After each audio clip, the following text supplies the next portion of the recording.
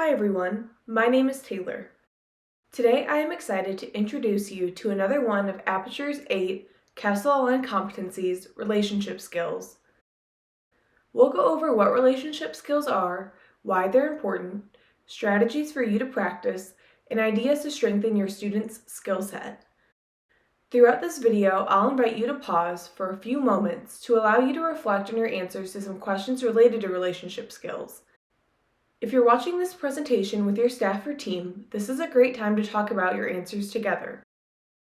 If you aren't familiar with Aperture Education, we created the easiest, fastest, and most reliable way to assess students' social and emotional skills with our assessment suite, known as the DESA. We deliver the DESA through our online Aperture system, which provides SEL practitioners like yourselves with real-time access to student social and emotional competence scores, data and insights, and a plethora of foundational practices and growth strategies to support your student.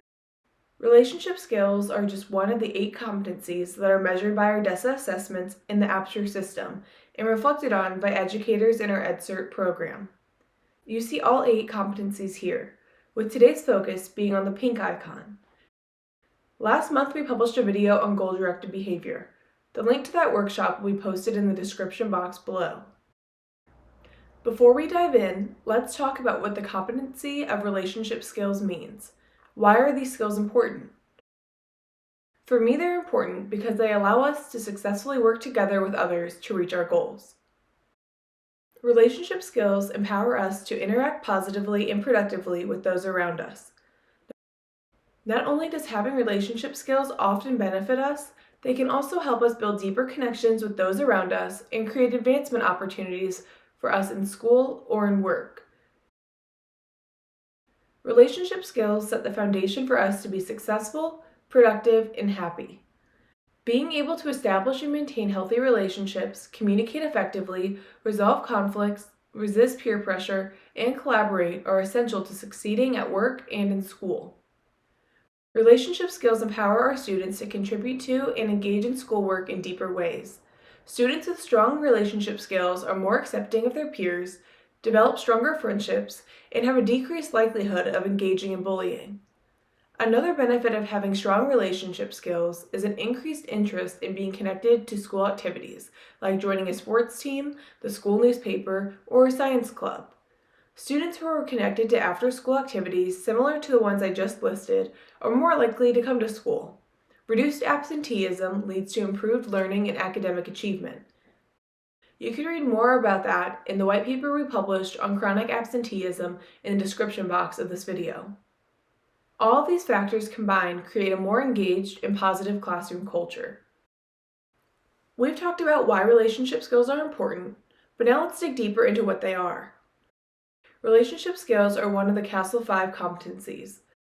CASEL shared that this skill set includes having the capacity to communicate clearly, listen actively, negotiate conflict constructively, and navigate settings with different social and cultural standards.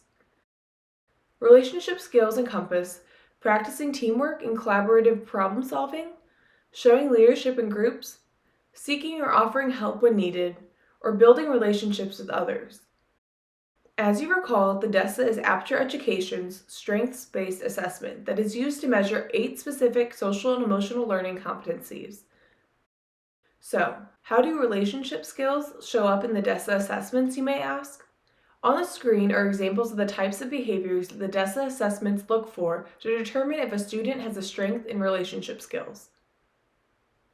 Some behaviors include appearing polite and kind, communicating respectfully, stepping up to help peers when they can, or working well with others in group assignments or activities. Students who have a strength in this competency are able to develop and maintain mutual, long-lasting bonds with others. This doesn't only mean their peers, but their siblings, parents, and others too. In order to assess a student's relationship skills, a teacher completes the DESA assessment while asking themselves how frequently the student exhibited behaviors like these in the last 4 weeks. As an educator, you are probably already very good at determining which of your students has strong relationship skills. The DESA is just a tool to help measure this. I invite you to pause this video for a few moments to reflect on these questions. First, Where or when have you seen your students demonstrate strong relationship skills? And second, how have you cultivated relationship skills with your students? If you are viewing this video with a group, we recommend taking 8 to 10 minutes to answer the questions and discuss with those around you, but feel free to take however long or short you need. As you know, it is important, both as individuals and educators, to make sure that we are growing our own skills, focusing on improving ourselves, and strengthening our own relationship skills so that we can demonstrate what healthy friendships and working relationships look like for our students. As adults, we demonstrate relationship skills using the same behaviors we encourage in students. It can be seen by actively seeking positive connections with others, working to strengthen our relationships by showing appreciation, care, or concern for our friends or colleagues, listening, or offering support.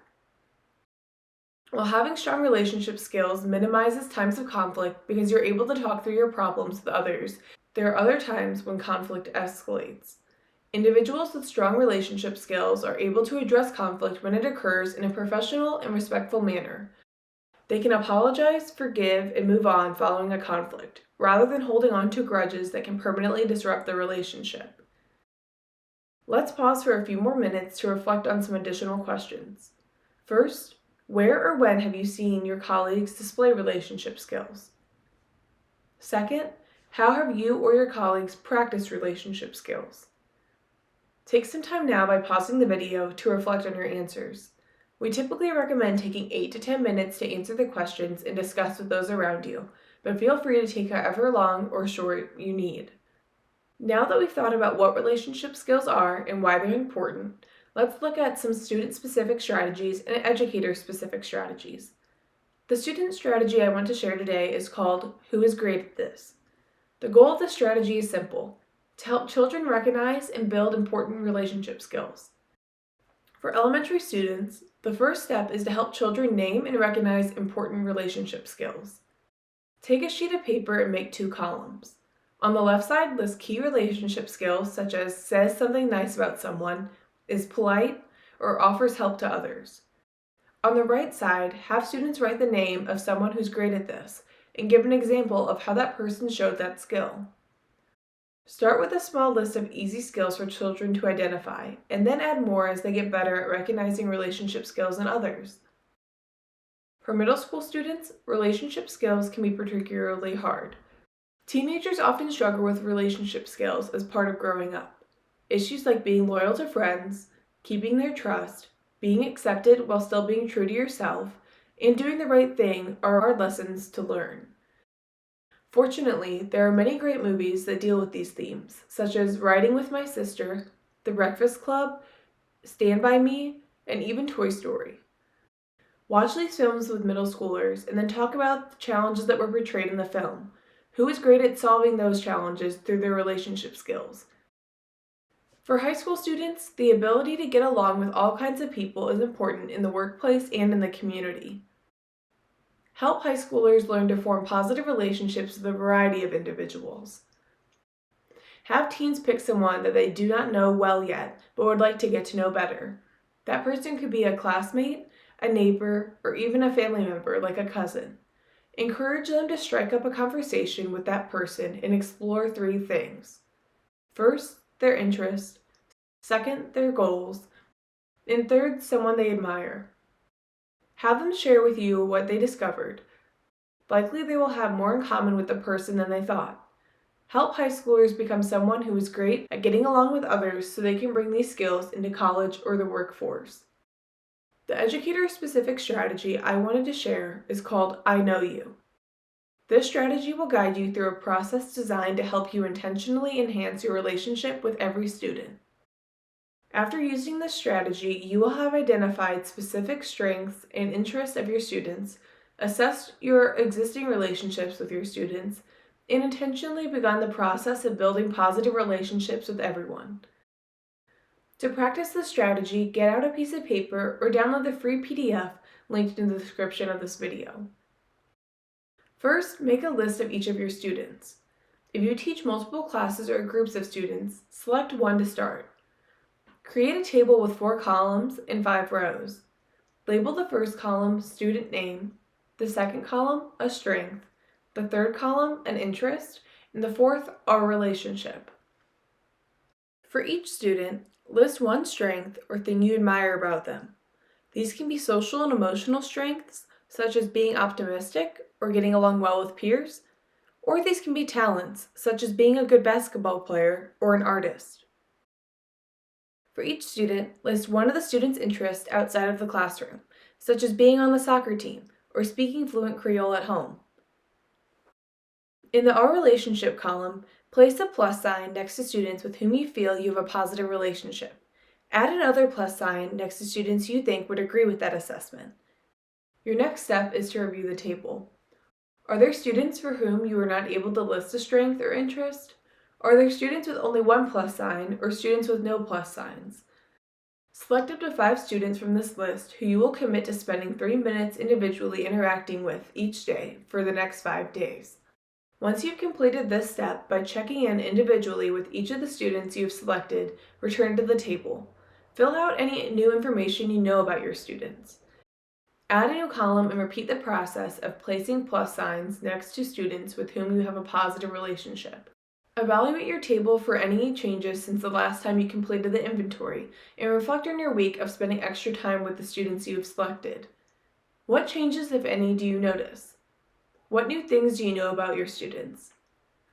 What new things might they now know about you? Did checking in individually with some students lead to more interactions with others? How steady are your relationships with all of your students? Select a new set of students with who you'd like to intentionally check in with. Continue to repeat this process with the goal of connecting individually with all of your students. Remember that building relationships is a long-term process. Make this practice part of your routine and reassess and update your inventory periodically. Let's follow this up with another pause for reflection and discuss the strategies I just outlined. First, how could you implement these in your own organization or classroom? Second, what other relationship skills strategies have you used or seen your colleagues or students use? Take some time now to answer these questions and discuss. We have covered quite a bit today, and you've dug even deeper through self-reflection or discussions with your colleagues. Today we covered what relationship skills are, why they're important for both students and educators, and strategies we can use to practice and strengthen our skill set. Before we close out today, I want to leave you with one final piece of food for thought. How will you be using this information in the next day, week, month, or school year to make a difference in your own role as an educator and in your students' lives as learners? Thank you so much for participating in this relationship skills presentation. If you are looking to engage in more opportunities like these, contact us about EdCert. EdCert supports the social and emotional well-being of educators by helping educators learn key social and emotional competencies, reflect on their own social and emotional skills, and provides them with strategies they can use with themselves, their colleagues, and students. Reach out to us at sales@apertureed.com and we'll connect you with a member of our partnership team to learn more.